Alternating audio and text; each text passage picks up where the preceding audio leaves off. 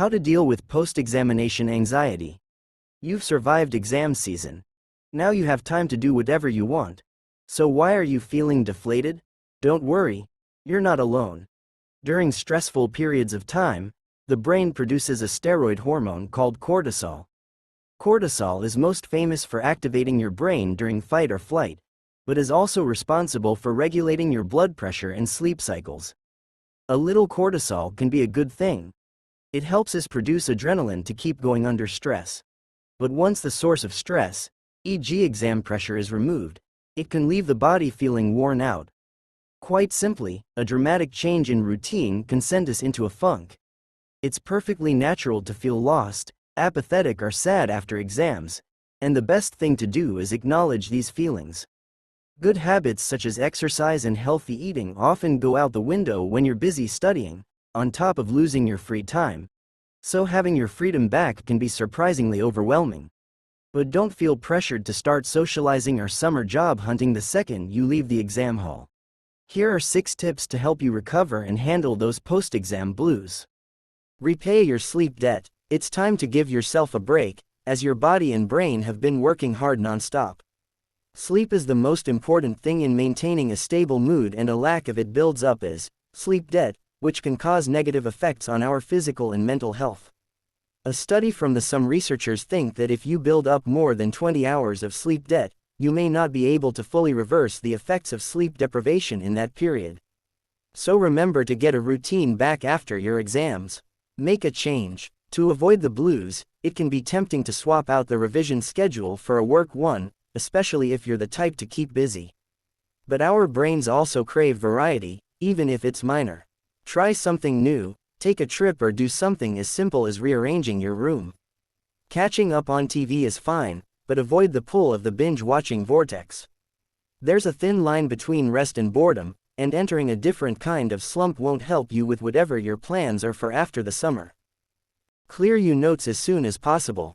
Refreshing your room full of flashcards will make it feel like a revision-free zone again, and allow you to mentally recuperate. Waking up to a clean desk will remind your brain that you have nothing left to do, and you won't feel stressed about tidying up later on.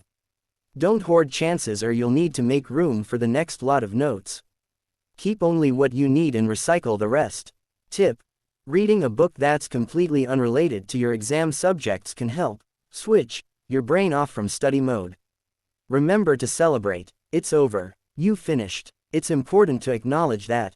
Be mindful of what you achieved. Highlight what you did well rather than dwelling on what you can't go back and change.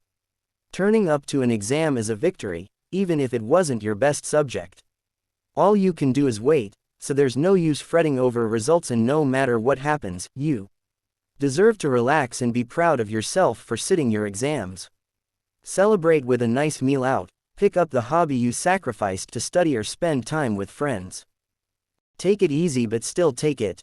In other words, don't panic about what's coming next, but don't avoid thinking about it either. You don't have to jump into a job or start A-level reading immediately. Everyone deserves to rest and enjoy their free time. It's always good to have an idea of what you want to do, especially if there are application deadlines involved, but it's more important to take care of yourself and wind down before starting the next big adventure. Remember, rest, recover, then refresh before moving on. Don't worry if you didn't do well. Sometimes life gets in the way. It's not all over if you flunked that exam or lost out on your top choice of uni, and you won't be the only one. Take a deep breath and recover before you do anything else. There are plenty of options to take next, and there's no shame in resetting. It feels unfair when it seems like all your mates are going one way, but no two journeys are the same, and your next course will be there when you're ready to take it. Practicing self-care is incredibly important after finishing your exams. Remember to strike a balance between rest, play, and work now that you have some free time. If you need support, you should always tell someone about the things you're worried about. You can tell a friend, parent, guardian, teacher, or another trusted adult. If you're struggling with your mental health, going to your GP can be a good place to start to find help. Your GP can let you know what support is available to you, suggest different types of treatment, and offer regular checkups to see how you're doing. Good luck for your future. Exam season shouldn't be for self-destruction. You should turn it into an opportunity to show yourself how capable you are of doing hard things. Because guess what? You are very capable of doing hard things. Good luck for your future.